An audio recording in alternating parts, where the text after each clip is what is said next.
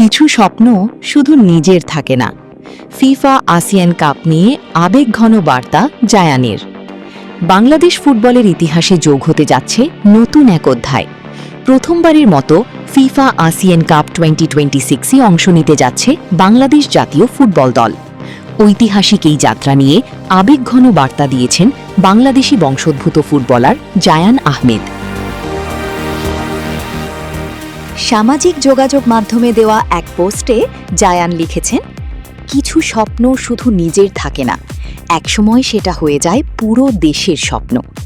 বাংলাদেশের প্রথমবারের মতো ফিফা এশিয়ান কাপে খেলার সুযোগকে তিনি নিজের জন্য বিশেষ এক অনুভূতি হিসেবে তুলে ধরেছেন।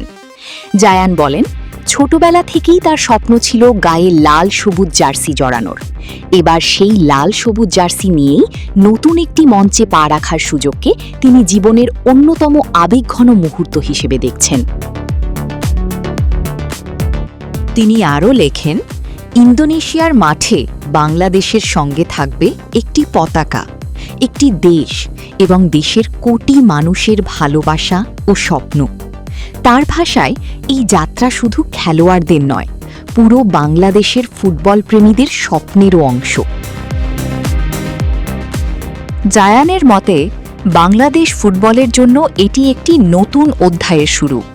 দেশের প্রথম ফিফা টুর্নামেন্ট হিসেবে এই আসর থেকে আরও অনেক সুন্দর গল্পের সূচনা হবে, এমন প্রত্যাশাও ব্যক্ত করেছেন তিনি।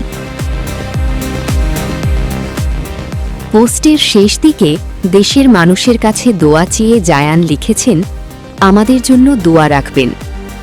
বাংলাদেশ ফুটবল। জায়ানের এই আবেগঘন বার্তায় স্পষ্ট বাংলাদেশের ফুটবলের এই ঐতিহাসিক মুহূর্তকে ঘিরে তার প্রত্যাশা কতটা গভীর।